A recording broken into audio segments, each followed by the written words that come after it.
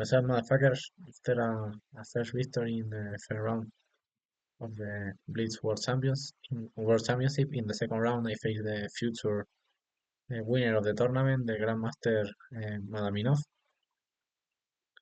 So, okay, let's analyze the game. I in general was happy with that game, so let's analyze. Okay, he opened with d4, e5, knight f3, knight c6, bishop c4, the Italian, knight f6, knight always knight f6. Okay, in some lines transpose, the majority of lines transpose to bishop c5. The huge difference is that after with knight f6, sorry, white have the fregatero, and with bishop c5, white have some ideas of, for example, c3 followed by d4, or c3 followed by b4, or b4 here, this type of things, especially in c3 followed by d4 or b4, some gambits. So for a reason, to avoid that, I always play knight f6, and doesn't matter if my opponent is entering the fregatel. It's okay, but my opponent shows the kid's line like I thought, but it's like the Italian, but with the knight on c3. For instance, because every kids play, the majority of the players when was kid develop the PC like that, knight c3, h6. Here I play 6, a6, sorry, to avoid bishop d5. I always play a6 in that position. Castle, castle. And now, one possible move for white was bishop e3. And here, I thought that, well, the best two moves, in my opinion, was bishop takes e3, it takes d6, e4, bishop d4. If, for example, win d3, I have knight e5, so win d3 was not the best. And bishop b6 was good too. I employed that in the past too. And this position with d6, after takes and a4, I think that is slightly more pleasant for white. And what happened that my opponent plays a3 first. And here I play a6 because now, for example, if I play d6, white have knight d4, knight a4, sorry, taking my bishop pair. So for that reason, I play a6. And here, after bishop a3, let's analyze the last three possibilities. For example, bishop b6 now have here have no sense because I didn't worse in my structure. So bishop b6 here to recapture with the c pawn have no sense. And what happened if I trade here? Who was the best move in the previous position with the pawns on a2? The problem is that here this is a white advantage because now I'm not threatening knight a5 never because the bishop can go to a2. So after d6, d4, bishop d4, I'm simply queen d3 or bishop a2. White is better here. For that reason here, the only good move was d6, and I should enter in that position. Was a little bit different because now white has played a3 instead of a4, who give black a small advantage.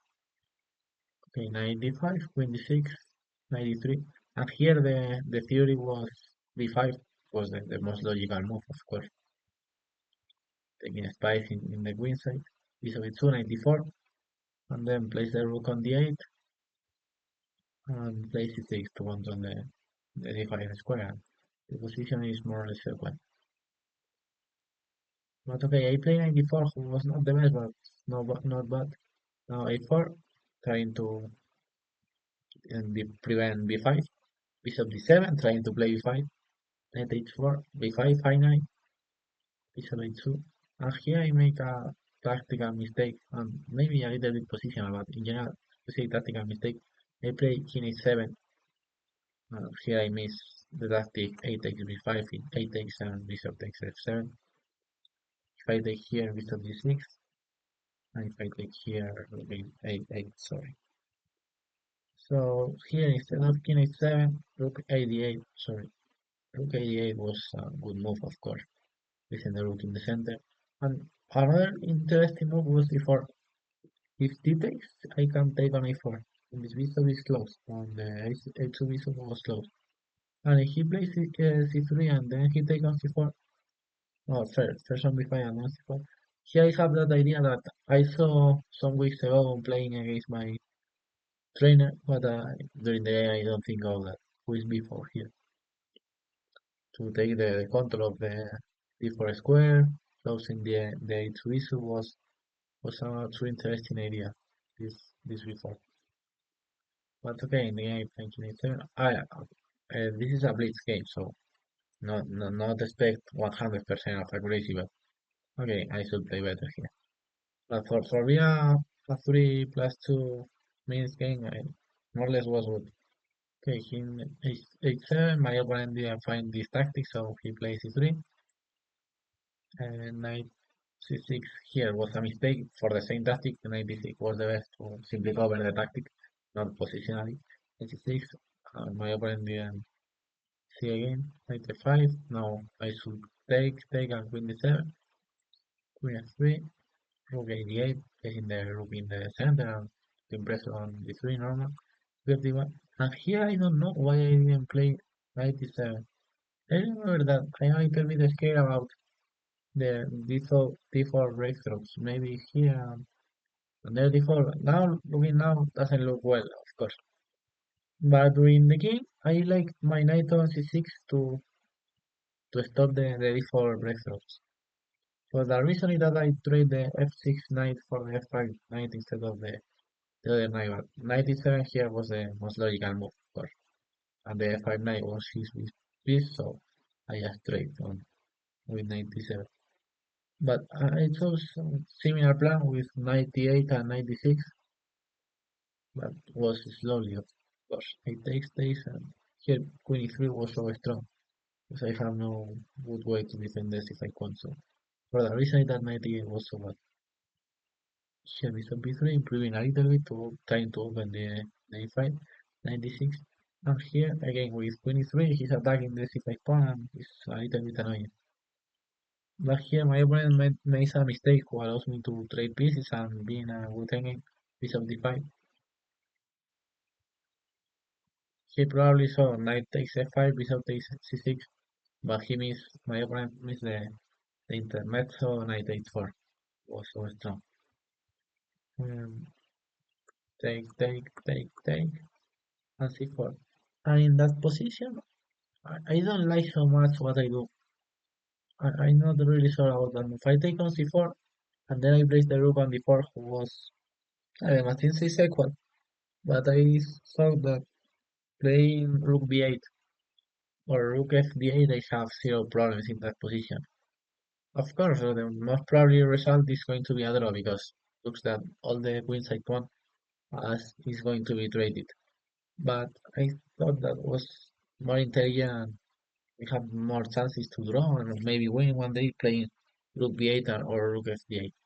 The takes and rook d8, the game was so equal. But my opponent have a passed pawn in the queen side, so it was not so easy. But yeah, generally it's still being a draw, but I think it was easier for me playing rook b8 or rook f8. So b takes rook d4. My opponent straight and plays b4. Now c6, good move. Stopping b5. King f1, rook b8. Rook a4. Here, in my opinion, rook a4 is a little bit strange. I expect rook b1. My opinion was more logical. And here maybe I should play the same, like king b6. B5 takes. Sorry, take with the pawn.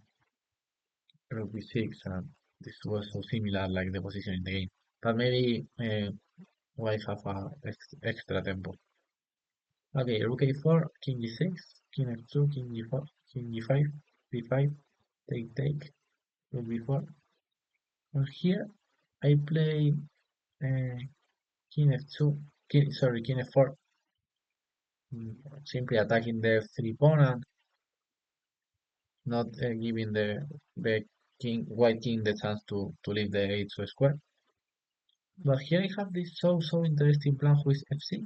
First, defending the a5 pawn, because I cannot make king h4 first because rook takes b5. First, f6 defending the e5 pawn, and after she takes, instead of rook b6, locating the pawn simply goes fast to the h2 pawn, king h4. b6 is losing because after 6, king h3, king h2, and I'm winning here. the white king is many tempos to reach a7, and now the pawn is going to run. And rook b3 was the best move because if king h3, white have f4, and for example here rook b6, king f1, king h3, and king e1, and the position was equal. But f6 was also interesting try. Play king f4 in a different style. CB and of course blockading the pawn as far as possible of promote. That's obligated move rook b6, rook b3. And here I chose an incorrect plan, in my opinion. Of course, I have the rook in the best position in the best square and the king in the best square. So now it's time to move the pawns. What happened that I moved the incorrect pawn because after the fight that I play, I allowed my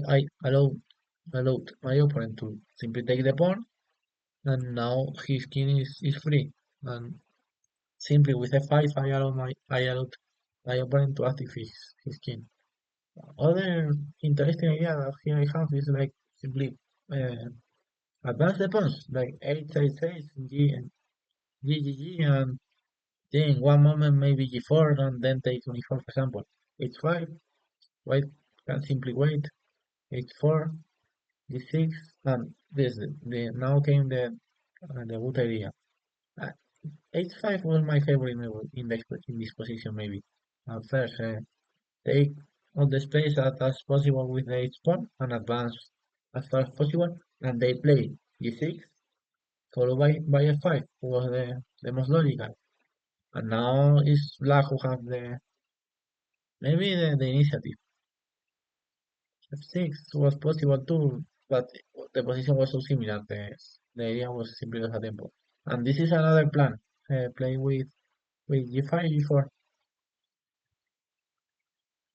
So we take, and now with king e4. This was interesting too. But okay, the position, yeah, now the position was so difficult because they have two central pass pawns. My opponent have one pass pawn on b5, another on g5, so the position was so interesting here. This example lines. But every pawn move except f5. f5 was completely bad. The position is still being equal according to the machine, but with other moves, I'm the player who have the initiative, and with f5, I'm the player who have defending. So of course f5 was a bad move, allowing my opponent to active his king.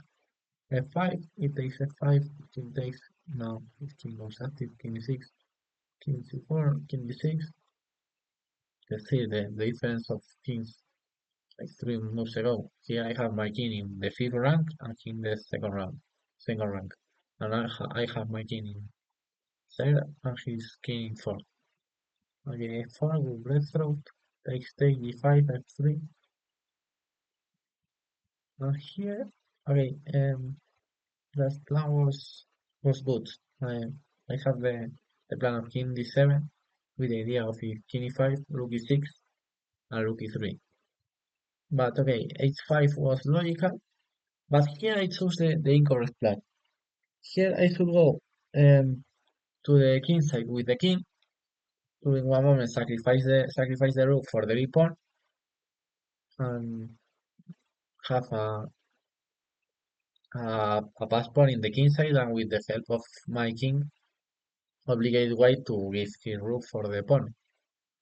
For example, an illustrative line, for example, king e6, king c5, rook c8, king c6, g4, takes, king f6. I'm going to put, for example, b6, king e5, king here, rook, b7, takes, takes. And this position is a draw. The white king have no time to gain to the pawn, so black is going to white is going to give the rook for the pawn, and it's going to be a draw. For example, like two, king here, and draw. This could be a normal way to end the game, but here I choose the incorrect plan. Normally, when one side has a pass pawn, was better to blockade with the king, and attack your opponent's pawn with your rook instead of blockade with the rook. But in this case specifically, it was better to go with the king to create a fast pawn because really with the rook I cannot attack the my opponent's pawn.